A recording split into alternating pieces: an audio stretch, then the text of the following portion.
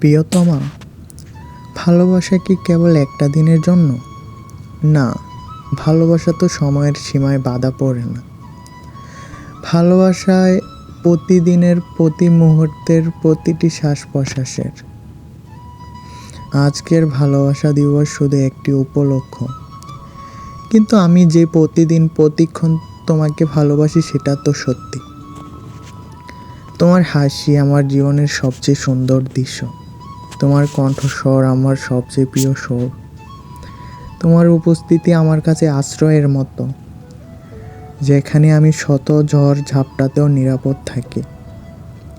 তুমি আমার হৃদয়ে সেই গল্প যা বারবার পড়তে ইচ্ছে করে, তবুও কখনো পুরনো লাগে না।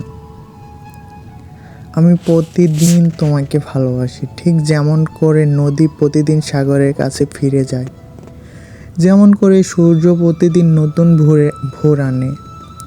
আমার হৃদয়ে প্রতিটি স্পন্দনে তোমার নাম লেখা আছে, আমার প্রতিটি নিঃশ্বাসে তোমার অস্তিত্ব মিশে আছে।